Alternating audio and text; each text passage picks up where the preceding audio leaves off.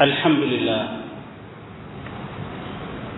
لله الذي بنعمته تتم الصالحات، وأشهد أن لا إله إلا الله، وأشهد أن محمدا عبده ورسوله. اللهم صل على هذا النبي وعلى آله وصحبه أجمعين. أما بعد، فيا أيها الناس، أوصيكم ونفسي بتقوى الله عز وجل. Enyi ndugu mimi, nakusieni kama vile ambavyo napaswa kuihusia nafsi yangu katika jambo zima la kumcha Allah subhanahu wa ta'ala.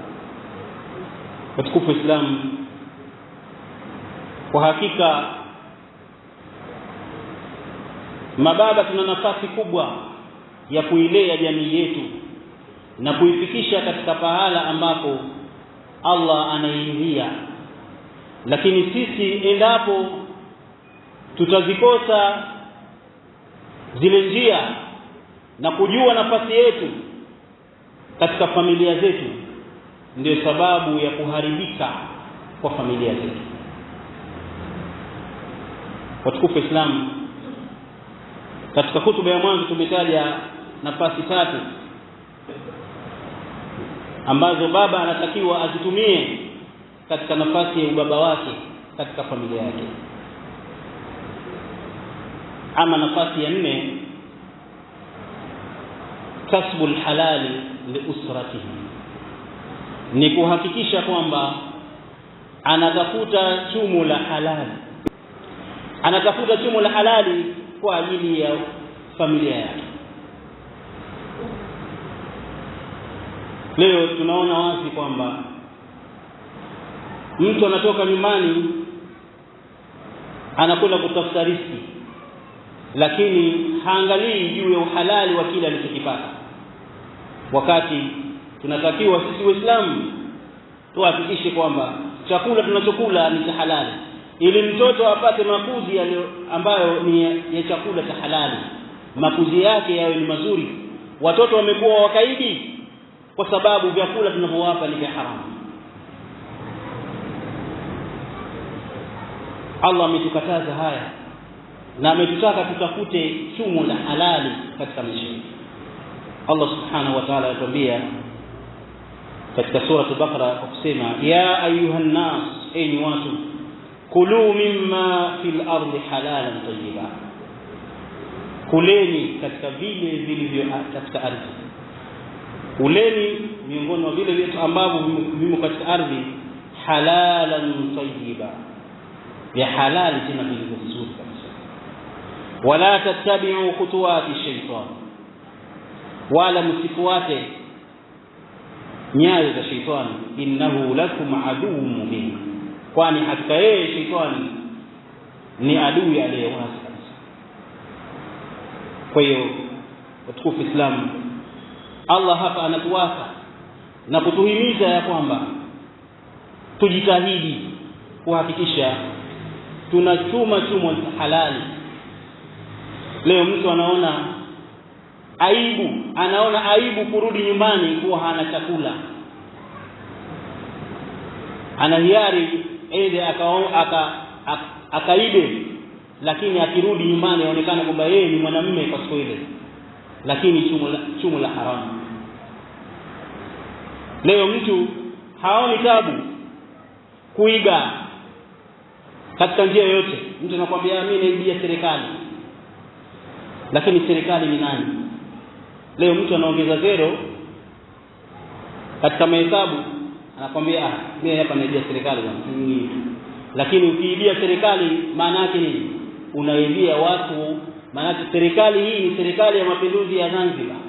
Kwa maana hiyo unaibia watu wote waliopo Zanzibar, unawaibia wewe mtu mmoja. Kwa hiyo hapa dhana ya kwamba naibia serikali, maana yake naibia watu wa Zanzibar, ndio maana yake. Kwa hiyo tuchunge sana katika kuhakikisha kwamba tunapata chumo la halali. Swala la kuiba ni swala sasa hivi limekuwa maarufu sana, kuanzia ngazi ya juu hadi chini. Tunaona ni kitu cha kawaida, na ndio maana vizazi vyetu vinakuwa havitusikii kwa sababu sisi wenyewe tunawapa chumu la haramu. Ama nafasi ya 4 ambayo baba anatakiwa ayahakikishe kwamba anaitekeleza nafasi hii, ad-du'a liabnaihi. Hakikishe kwamba watoto wake anawaombea dua ya baba, dua ya mzazi kwa watoto ni muhimu sana.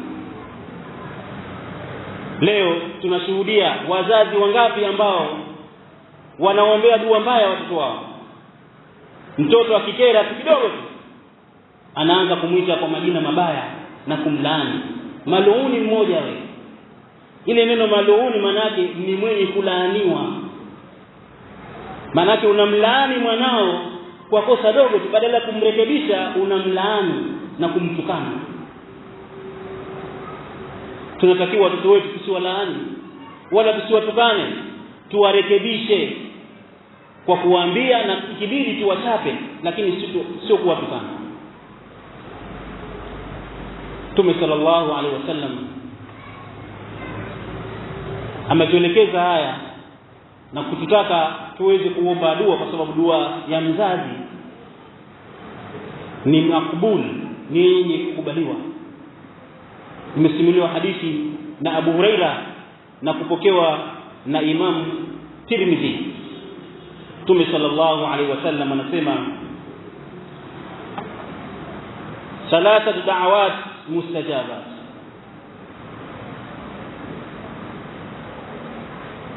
Dua za watu wa aina 3 ni zenye kukubaliwa, la shakka fihinna, hakuna shaka yote katika dua hizo.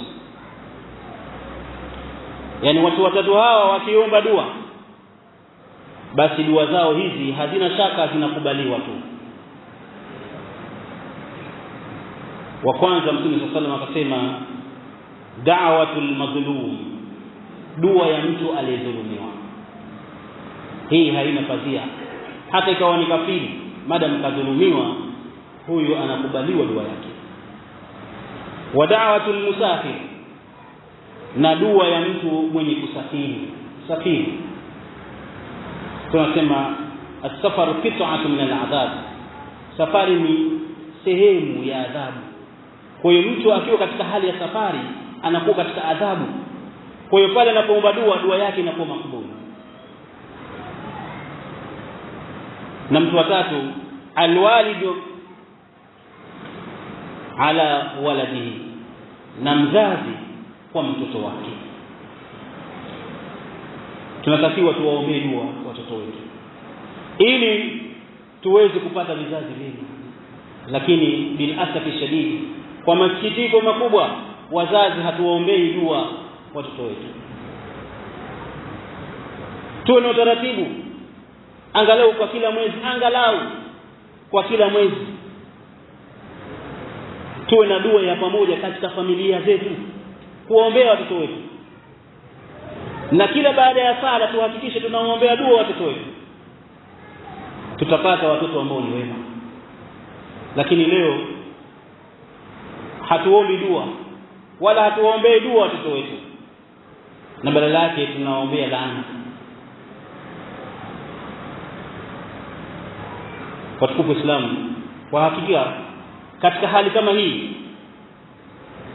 tunapaswa, kila ambaye anahisi yeye ni mwenye familia, kuhakikisha kwamba anajitahidi kwa watoto wake, kuhakikisha kwamba anatekeleza majukumu yake, lakini mwisho wa siku anamuelekea Allah subhanahu wa ta'ala kumuomba ili amjalie kizazi chake kiwe ni kizazi chema ambacho kitamsaidia yeye baada ya kufa kwake, na sio kizazi ambacho anakiacha, badala yake kizazi kile kikawa kinaleta tabu na mashaka kwa familia pamoja na jamii uliyoacha.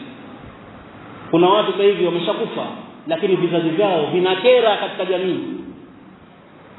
Lakini pia kuna watu wameshakufa, lakini vizazi vyao vinaleta manufaa katika jamii yetu. Kwa hiyo sisi tuwatengeneze vizazi vyetu viwe ni wenye manufaa katika uhai wetu na baada ya kufa.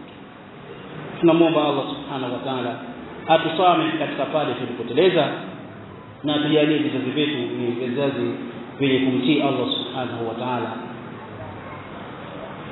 inna Allaha wa malaikatahu yusalluna 'alan nabi ya ayyuhalladhina amanu sallu 'alayhi wa sallimu taslima. Allahumma salli 'ala Muhammadin wa 'ala ali Muhammad kama sallaita 'ala Ibrahim wa 'ala ali Ibrahim wa barik 'ala Muhammadin wa 'ala ali Muhammad kama barakta 'ala Ibrahim wa 'ala ali Ibrahim fil 'alamin innaka Hamidum Majid. اللهم عن الخلفاء الأربعة الكرام أبي بكر وعمر وعثمان وعلي. اللهم أعز الإسلام والمسلمين وأذل الشرك والمشركين وانصر جيوش المسلمين في مشارق الأرض ومغاربها يا رب العالمين. ربنا اغفر لنا ذنوبنا وإسرافنا في أمرنا وثبت أقدامنا وانصرنا على القوم الكافرين. اللهم اغفر للمؤمنين والمؤمنات والمسلمين والمسلمات الأحياء منهم والأموات. اللهم ربنا هب لنا من أزواجنا وذرياتنا قرة أعين واجعلنا للمتقين إماما. تحصنا بالله الذي لا إله إلا هو إلهنا وإله كل شيء، واعتصمنا بربنا ورب كل شيء، وتوكلنا على الحي الذي لا يموت، واستدفعنا شر كله بلا حول ولا قوة إلا بالله العلي العظيم. عباد الله، إن الله يأمر بالعدل والإحسان وإيتاء ذي القربى وينهى عن الفحشاء والمنكر والبغي يعظكم لعلكم تذكرون. اذكروا الله العظيم الجليل يذكركم ولذكر الله أكبر والله يعلم ما تصنعون. وأقم الصلاة.